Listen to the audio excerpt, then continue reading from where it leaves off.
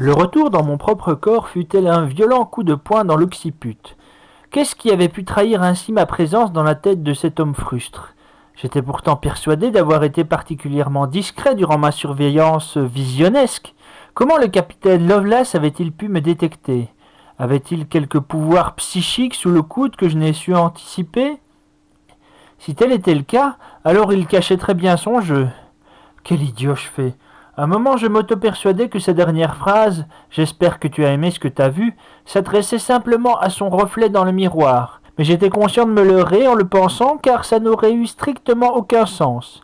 Personne ne se fait ce genre de réflexion, même à soi-même, même d'un point de vue philosophique. Aucun sens. C'était comme si la nature voulait me faire payer le prix fort pour avoir voulu la contrôler. Je me promis à moi-même que plus jamais je ne tenterais quelque chose de cet ordre-là. En fait, ce qui m'avait poussé en premier lieu à ce genre d'expérimentation étaient mes testicules. J'avais juste eu envie de plaire à la belle Sonia. Mon envie de me rendre utile à ses yeux avait manqué de... De quoi au juste? Lovelace aurait-il été en mesure de me faire du mal? De m'éjecter de sa propre tête? Fou que j'étais de croire qu'une femme comme Sonia pourrait... Avant que mes cogitations ne s'enlisent dans ce dangereux apitoiement, elles furent interrompues par de violents coups à la porte. « Ferro, est-ce que ça va ?» Matrone Sonia déboula dans ma chambre, ne me laissant même pas le temps de ranger les bougies. « Je vous ai entendu crier, mais ce n'est pas une de mes robes de chambre, ça ?» Mon embarras était au-delà de la honte. Je plaide coupable. Le tissu était si doux et mes habits si usés, je me suis permis également d'utiliser quelques-unes de vos bougies. J'espère que ça ne vous dérange pas. Non, bien sûr, gardez-les, j'en ai des milliers, ainsi que la robe. Mais le cri... Je n'avais pas conscience d'avoir crié en revenant à moi, mais après tout, j'étais dans un tel état de choc que c'était fort possible. Ce n'est rien, enfin je crois. Je n'ai pas pu m'empêcher de tenter de contrôler mes visions après que vous m'en ayez fait la suggestion. Mon Dieu, je ne voudrais pas vous attirer des problèmes, Ce n'est rien, je vous dis, la rassérénai-je. Vous comme moi ne pouvions savoir ce que ça provoquerait avant de... Je me retins d'en dire plus. Sonia avait ses propres problèmes, inutile que j'y ajoute la culpabilité ou mes propres angoisses sur ce qui aurait pu arriver si ça avait dégénéré. Vous n'aurez qu'à dire au commodore Baldwin de surveiller le col du Berger. C'est sans doute là que Lovelace effectuera son prochain raid de terreur. Autrement dit, la grange à blé de Succion. S'il s'attaque à ça, c'est qu'il doit sûrement avoir des projets de siège. Peut-être, il a été assez vague sur le sujet. Se savait-il espionner dès le début pour avoir fait autant de rétention d'informations? Et il y a autre chose que nous devrions savoir? Les rumeurs sont vraies. Il possède un traqueur volant et son équipage est constitué de morts vivants. Quand j'y repense, lorsqu'il a débarqué au Galon Repu, il avait dû se faire escorter par des moribonds donnant au mieux l'illusion de la vie, excepté l'odeur. C'est pour ça que le tavernier devait me trouver trop bien pour faire partie de son équipage. Il ignorait que ceux-ci étaient en fait des morts en état de décomposition. Il faut savoir que bien que d'une moralité douteuse, le capitaine n'est pas exempt d'une certaine noblesse. Je vois, ça rend l'idée de le combattre d'autant plus difficile. Bien, j'aurais aimé vous voir lui mettre la main au collet, mais je dois aller réunir mes notes. Vous en allez déjà? Je crus surprendre une pointe de tristesse dans le ton de sa voix. Je crois que ça vaut mieux pour tout le monde. J'ai suffisamment abusé de votre hospitalité et j'ai pas mal de copies de vision en retard que je dois remettre au propre. Merci pour tout. Au cas où vous avez encore besoin de moi, vous savez où me trouver. Je savais que je devais lui parler des complots, mais ma seule présence dans sa résidence apportait déjà tant de confusion. Sonia n'était pas naïve quant au danger de sa profession. Elle était une ancienne aventurière aguerrie, et les mercenaires du Galon Repu ne semblaient pas une menace suffisante pour justifier, de ma part, une nouvelle interférence dans sa vie. Sans dire un mot pour me retenir, Sonia m'escorta jusqu'à l'extérieur de sa villa, puis elle s'arrêta et déclara soudainement « Avant de partir, je crois que le moment est venu que vous rencontriez l'homme qui m'a envoyé vers vous en premier lieu. »« Ah ? Vous disiez pourtant que ce n'était pas le moment. Vous avez changé d'avis sur le sujet ? » ?»« Eh bien, j'avais pour instruction de m'assurer que vous soyez prêt avant de le faire. » »« L'étais-je prêt ? De qui s'agit-il ? » Matrone Sonia eut un léger silence afin de maintenir le suspense. « Vous le connaissez bien, il s'agit de Brice de Malter, grand spécialiste en colorimétrie céleste. Là de ce voyage interminable, cela faisait près d'une semaine et demie de dérive, l'étranger laissait pendre mollement l'un de ses bras dans l'eau marécageuse comme s'il espérait qu'un poisson passant par là en vienne à le confondre avec un ver à hameçon. En effet, la faim commençait à le tirailler, ignorant combien de temps il lui faudrait tenir avant de toucher à nouveau terre, il n'osait plus piocher dans les réserves du drakkar que les gens d'Avalon avaient mis à sa disposition. « Si j'étais toi, j'éviterais de faire ce que tu fais. On ne sait jamais quel genre de créature pourrait t'attraper et tu risquerais de finir en casse-croûte. » Sur ce, le Nambule croqua insolemment dans un gros morceau de pomme juteuse des vergers elfiques. Bien qu'il n'avait plus besoin de manger depuis sa malédiction, le Nambule ne s'en privait pas car il éprouvait du plaisir à voir les rations se réduire dangereusement pour l'étranger, trop noble ou trop fatigué pour lui reprocher de se servir. « M'en fous. Qu'une bête m'attrape et m'attire dans les abysses, au moins ça ferait de l'action. Pourquoi, de tous les endroits d'une planète occupant une infinité d'années-lumière, il a fallu que je débarque dans les lieux les plus désertiques ?» Le Nambule s'apprêta à lui répondre par une remarque sarcastique de son cru lorsqu'il vit l'étranger se redresser, éclater de rire, empoigner une rame et se mettre à pagailler vigoureusement. « Là-bas, il y a quelque chose !» clamait-il d'un espoir renouvelé. En effet, une ombre mystérieuse ne ressembla pour une fois pas à du bois flottant émergé de la brume. « Ah, mais c'est super !» Le Nambule, qui aurait préféré voir l'agonie de son compagnon se prolonger un peu plus longtemps, eut de la peine à cacher sa déception. Puis il reconnut la silhouette. « Mais c'est impossible !» Un vent mystique souleva le manteau de brume verdâtre dévoilant, faisant la taille d'une petite lune, une tête squelettique ayant appartenu à une gigantesque tortue. N'est-ce pas Adwin ?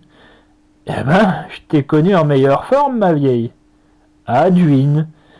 Avant même de laisser au Nambule le temps de lui répondre, l'étranger indiqua un nombre impressionnant de squelettes semblables à moitié émergés s'étendant à l'infini.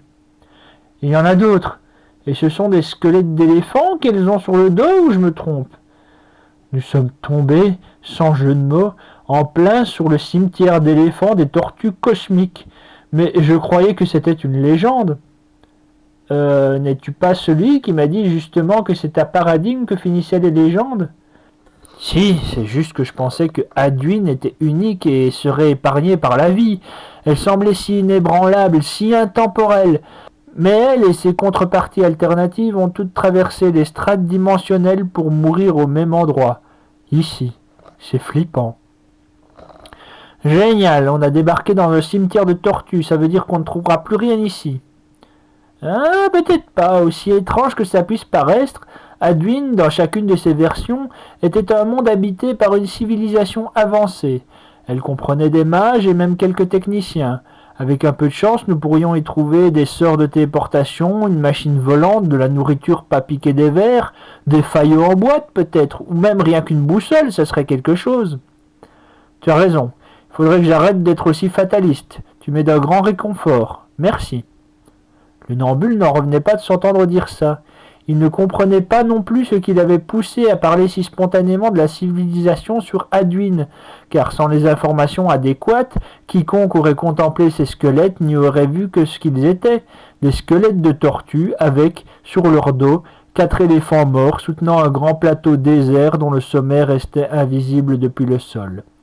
Le drakkar s'engouffra dans le bec immense se présentant devant lui. « Grâce à ma vision infrarouge, je repère déjà un nombre impressionnant de chauves-souris, déclara le Nambule.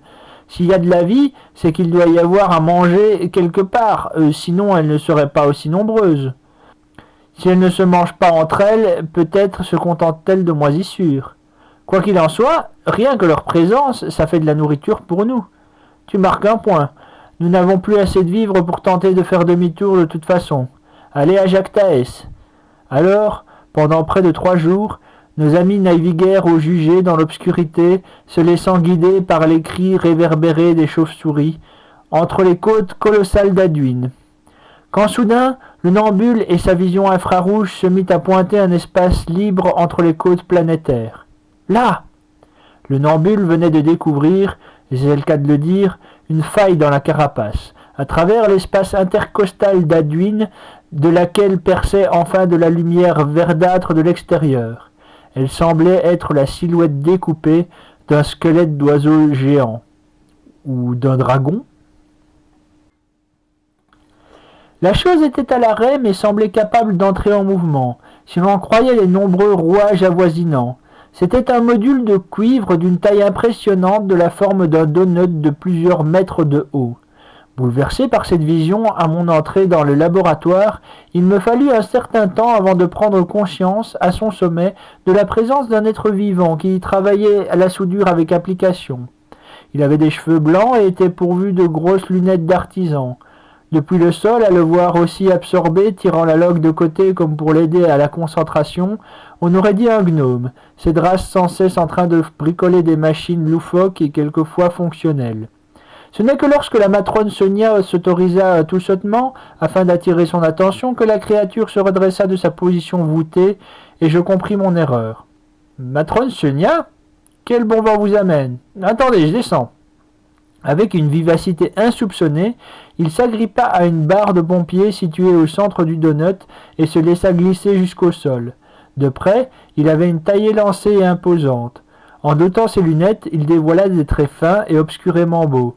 C'était un elfe noir. « J'espère que je ne vous dérange pas trop dans votre travail, Brise. Je vous ramène un invité. » Il jeta un regard sur ma personne et un sourire sympathique illumina son visage. « Ferronnier ! Vous ?» Je reconnus ce type qui, des décennies plus tôt, durant la nuit de l'œil rouge, m'avait appris à moitié éméché qu'il existait des endroits où on pouvait voir Destinée, l'unique étoile de paradigme dans son intégralité.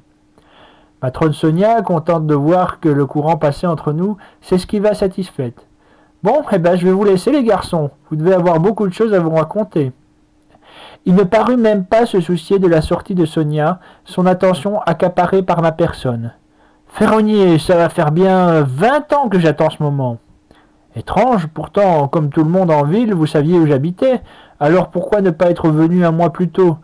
Pourquoi avoir pris la peine de m'envoyer Sonia, quoi que vous me vouliez? Parce que plein de choses devaient entrer en ligne de compte, telles que l'affinement de tes capacités divinatoires, ainsi que ta propre volonté d'accomplir quelque chose en les utilisant. Il n'est pas bon de presser le destin si on ne veut pas prendre le risque de voir celui-ci se modifier. Et comme j'ai tenté de contrôler mes visions ce matin, Sonia a sans doute estimé que j'étais prêt à vous rencontrer. C'est dingue ça, on a bu comme des trous et je connaissais à peine votre nom lorsqu'on s'est croisés par hasard à la soirée de l'œil rouge, et vous, de votre côté, vous saviez déjà que nous devions nous retrouver un jour? Oh non, quand même pas à ce point-là. À l'époque, j'étais encore un peu un aventurier, l'un des rares à avoir été jusqu'à la porte dans le tort, par ses propres moyens. Et après ça, je ne me souciais guère du futur. Ce n'est qu'après avoir trouvé ma quête existentielle que je suis devenu un grand spécialiste en colorimétrie céleste et que j'ai commencé à entrevoir un intérêt à une éventuelle collaboration entre nous. Ah, et ça consiste en quoi exactement être grand spécialiste en colorimétrie céleste? Ah, je dois avouer être peut-être le seul à exercer cette profession à Valésia. Comme tu le sais, j'ai beaucoup voyagé et vu de nombreux cieux, et j'ai remarqué que ceux-ci pouvaient changer de couleur en fonction de l'endroit où l'on se trouvait dans le monde univers. Comme pour ces endroits où l'on peut distinguer Destinée en intégralité. Quelle mémoire! Il est vrai que je me souviens t'en avoir vaguement parlé à l'époque. Eh bien, je me suis mis en tête de répondre à la question que tout le monde intellectuel se pose et irrésolue jusqu'à ce jour, où sont les limites de paradigme?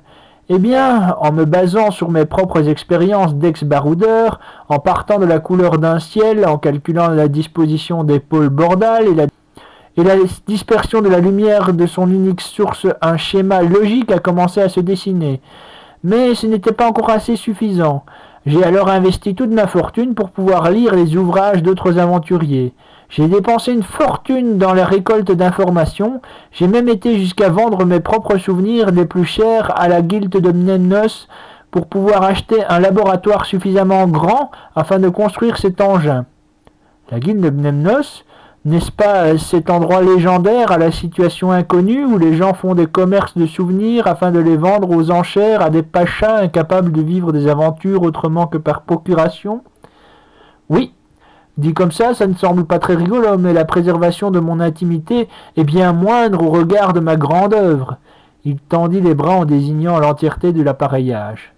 Et c'est quoi exactement cette grande œuvre? Tu ne reconnais pas? C'est pourtant la raison de ta présence ici. Grâce à tes visions, j'espérais que tu puisses m'aider à remplir quelques blancs de ma cartographie de bronze. Il pressa un bouton et l'étrange tordu se mit à tourner après avoir entré la rampe de pompier centrale dans le sol, à la fois sur son axe vertical et à la fois sur son axe horizontal, si bien qu'à pleine vitesse on aurait dit une cacahuète. Ferronnier, je te présente le monde-univers de Paradigme. Merci de votre écoute et si vous avez apprécié cette lecture, n'hésitez pas à vous abonner à ma chaîne en activant la petite cloche afin de recevoir toutes les notifications de nouveaux épisodes de Paradigme. N'hésitez pas non plus à visiter ma boutique lulu.com ainsi que les pages DeviantArt afin de découvrir mes autres travaux. Merci, à une prochaine.